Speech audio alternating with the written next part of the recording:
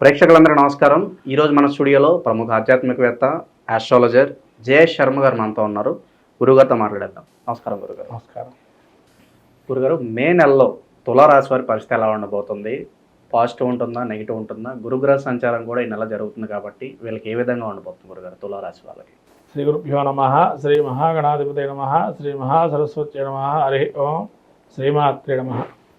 ముఖ్యంగా ఈ యొక్క రాశి వారికి, తులారాశి వారికి మనకు చూసినట్టయితే చిత్తా నక్షత్రం 3-4 పాదాలు, అట్లానే స్వాతి నక్షత్రం 4 పాదాలు, విశాఖ నక్షత్రం 1-2-3 పాదాలు తులారాశి.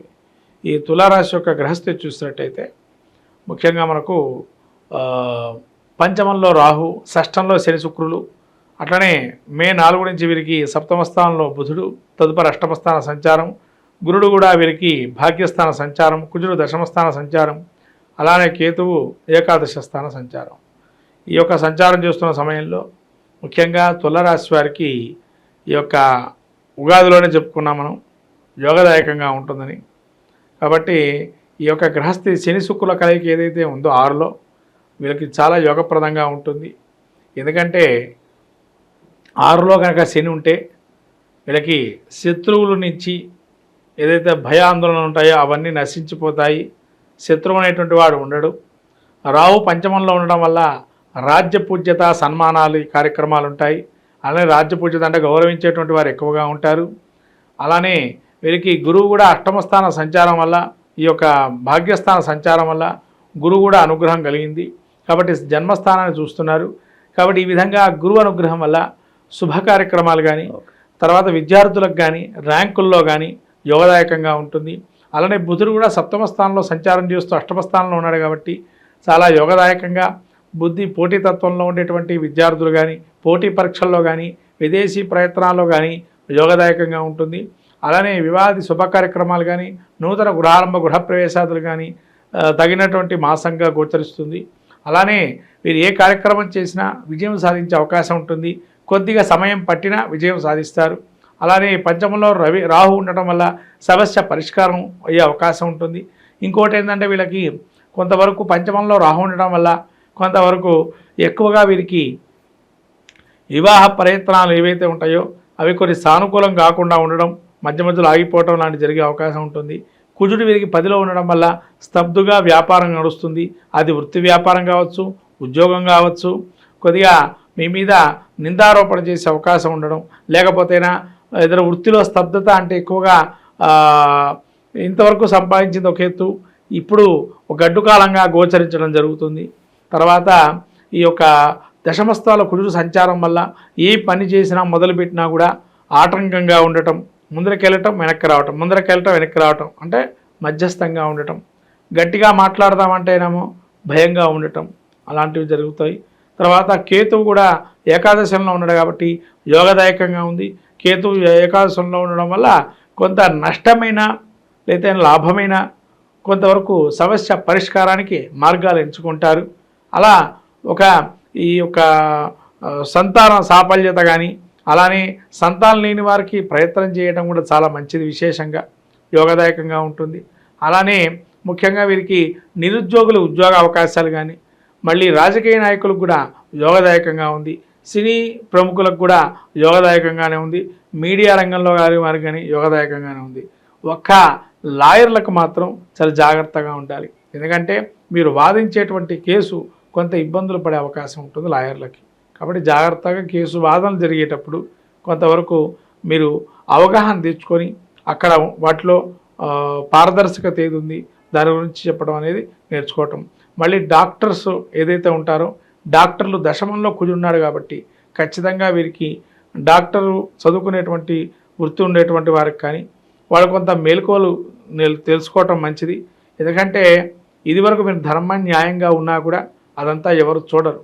ఎంత ధర్మంగా న్యాయంగా ఉన్నా కూడా డాక్టర్లు కావచ్చు, న్యాయాధిపతులు కావచ్చు, న్యాయాధినేతలు కావచ్చు, న్యాయం చెప్పేటువంటి అడ్వకేట్స్ కావచ్చు, ఇవాళ అటువంటి కాలంగా ఉందని ఒక గోచారంలో మీకు అవపడుతుంది. కాబట్టి మీరు కూడా దాన్ని సమర్థిస్తూ వెళ్తే మాత్రం కొంత బాగుండే అవకాశం ఉంటుంది. అది కొంత మెలకువలు నేర్చుకోవాలి మీరు దాని గురించి. అలా ఎలా వెళ్తుంది, సమాజంలో మనం ఏ విధంగా ఉన్నాము, మనం ఏ విధంగా వెళ్తున్నాం, మనం ధర్మంగా ఉన్న అవతల మనిషి మన ఇబ్బంది పెడుతున్నాడే అనే ఒక ప్రభావవంతమైన జీవితంగా ఉంటుంది. ఇక ఆరోగ్యపరంగా ఎలా ఉంటుంది గురుగారు? ఆరోగ్యపరంగా వీళ్ళకి రవి ఏదైతే ఉన్నాడో సప్తమ నుంచి అష్టమ స్థానం సంచారం చేస్తున్నాడు కాబట్టి కొంత అతి ఉష్ణం అనేది ఎక్కువగా ఉండడం, వేడి ఎక్కువగా ఉండడం, రక్తహీనత ఉండటం, తర్వాత తొందరగా అరక్కపోవటం తిన్నది, అలాంటి కొద్దిగా ఇబ్బందిగా ఉంటుంది. ఓకే. ఇక పెట్టుబడులు పెట్టాలంటే ఏ రంగాల్లో పెట్టుబడులు పెడితే బాగా లాభం వస్తుంది అంటారు గురుగారు వీళ్ళకి? పెట్టుబడులకు వచ్చేటప్పటికి ఐరన్, స్టీలు, తర్వాత ఏదైనా మెటల్స్లో కానీ మిగతా మెటల్స్ ఏమైనా కానీ మెటల్లో చాలా బాగుంటుంది. మెటల్స్ చాలా బాగా ఆ రంగంలో చాలా బాగుంటుంది. ఫార్మాసిటికల్ రంగం కూడా బాగుంటుంది. ఇక చాలా వరకు శుభ ఫలితాలు ఉన్నప్పటికీ పలానా విషయంలో వీళ్ళు చాలా జాగ్రత్తగా ఉండాలి లేదంటే ఇబ్బంది పడతారంటే ఏం చెప్తారు గురుగారు? ముఖ్యంగా వీరికి ఏదైనా విషయంలో కొంత ఆటంకాలు ఏర్పడుతున్నాయంటే కుజుడు దశమంలో నీచబట్టున్నాడు కాబట్టి కొంతవరకు ఇబ్బందిగా ఉంటుంది. ఆ కుజుడి యొక్క అనుగ్రహం పొందాలి. సుబ్రహ్మణ్య ఆరాధన తదేకంగా చేయటం, సుబ్రహ్మణ్య క్షేత్ర దర్శనం చేయటం, సుబ్రహ్మణ్య స్వామికి అభిషేకాలు చేయటం, విభూతితో అభిషేకం చేసుకోవటం లాంటివి చేయటం వల్ల మంచి కలుగుతుంది. అలానే వీరికి ఈ యొక్క బుధుడు కూడా అనుగ్రహం తక్కువగా ఉంది కాబట్టి విష్ణు సహస్రనామం పారాయణ కానీ వినటం కానీ చేయటం వల్ల మంచి ఫలితాలు కలుగుతాయి. సో కొంతమంది నరఘోష ఈ నరదశతో బాధపడుతూ ఉంటారు. మరి ఇలాంటి వాళ్ళు ఎలాంటి పరిహారాలు చేసుకోవాలి గురుగారు ఈ రాశి వారు? వారు ఆకుపచ్చ రంగు ఒక చిన్న బ్లౌజ్ పీస్ తీసుకొని దానిలో వీళ్ళు ఏం చేయాలి అంటే ఆ బ్లౌజ్ పీస్ని మంచిగా ఇష్టదేవుడు కులదేవుడిని ధ్యానం చేసుకొని దానిలో బియ్యం పోసి బెల్లాన్ని కట్టి ఆ మూటని మంచిగా కట్టేసి ఆ మూటని మన పూజా గదిలో పెట్టుకొని ప్రతి బుధవారం రోజు ఆరాధన చేసుకొని 5 బుధవారాలు అయిన తర్వాత ఏదైతే దేవుడిని మీరు అనుకుంటారో ఆ దేవుడు హుండీలో కావచ్చు, ఆ దేవుడు గుడిలో వేసి పెట్టేసి వస్తే మంచిది. విశేషంగా ఏమన్నా దానాలు చేసుకుంటే బాగుంటుందా గురుగారు? ఇక్కడ కుజుడికి కందిపప్పు, కందులు దానం చేయటం మంచిది. అలానే మినుములు దానం చేయటం వల్ల మంచి కలుగుతుంది. మనకు ప్రతినిత్యము కూడా రాశి ఫలితాల్లో అంతర్భాగంగా ప్రతి ఒక్కరి జిజ్ఞాస ఏంటంటే ఈ నెల మనం ఏం చేసుకుంటే బాగుంటుంది, ఏ వ్యాపారం మొదలు పెడితే బాగుంటుందా, లేదా మనం ఏ విధంగా ఉంటే బాగుంటుంది, వాటి యొక్క గుణగణాల్లో ఏ విధంగా మనల్ని ఇబ్బంది పెడుతున్నారా, లేదా మనల్ని పొగిడే వాళ్ళు ఎంతమంది ఉన్నారు, లేదా ఈ విధంగా అనేక రకాలైన సమస్యలకి పరిష్కార మార్గమే రాశి ఫలితాలు. ఈ యొక్క రాశి ఫలితాలు కనుక ప్రతినిత్యము మనం పాటిస్తూ ఆ యొక్క స్తోత్రమాలికలు కానీ ఆ యొక్క స్తోత్రమాలికలతో పాటు ఆ యొక్క దేవత అధిష్టాన దేవతల యజ్ఞ హోమాదులు కానీ వ్రతాదులు చేసుకోవటం వల్ల మంచి ఫలితాలు వస్తాయని మన పెద్దలు మహర్షులు చెప్పబడింది. అట్లాగే ఈ యొక్క రాశి ఫలితాలకు వచ్చినట్లయితే ప్రతి మాసం ముందు ఎట్లయితే ఫలితాలు చెప్పుకుంటున్నామో అలానే రాబోయేటువంటి మాసమైనటువంటి వైశాఖ మాసము, ఈ యొక్క మాసంలో దీన్ని మనం మే నెలలో ఈ యొక్క ఫలితాలు రాశి ఫలితాలు ఏ విధంగా ఉంటున్నాయి, ముఖ్యంగా చెప్పుకోవాల్సిందంటే అతిపెద్దటువంటి మాసం విష్ణుప్రీతికి అతిపెద్ద విష్ణుప్రీతి అయినటువంటి మాసము ఈ యొక్క వైశాఖ మాసం. మనకు పద్మపురాణము, బ్రహ్మాండ పురాణము, మత్స్య పురాణము ఇవన్నీ కూడా ఈ యొక్క అనేక విశేష అంశాలతో కూడుకున్నటువంటి వైశాఖ మాసం. దానికి వైశాఖ పురాణం కూడా ఉన్నది.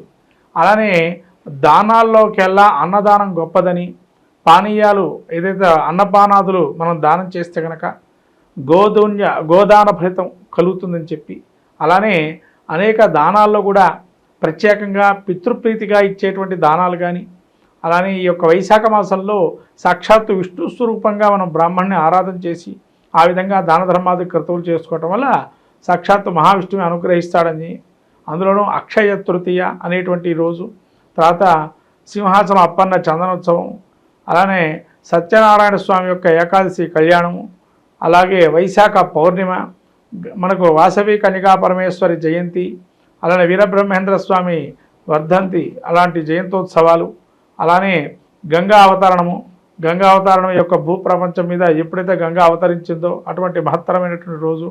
అలానే మనకు ప్రతినిత్యం కూడా సంకష్టహర చతుర్థి, అలానే వైశాఖ మాసంలో అనేక దివ్యమైనటువంటి యోగాదులు ఇవన్నీ కూడా కూడుకున్నటువంటి మాసంగా వైశాఖ మాసం ఉంటుంది. ఈ వైశాఖ మాసంలో మీరు శంకర జయంతి, తర్వాత రామానుజుల జయంతి లాంటి ఉత్సవాలు కూడా అనేక చేస్తుంటారు.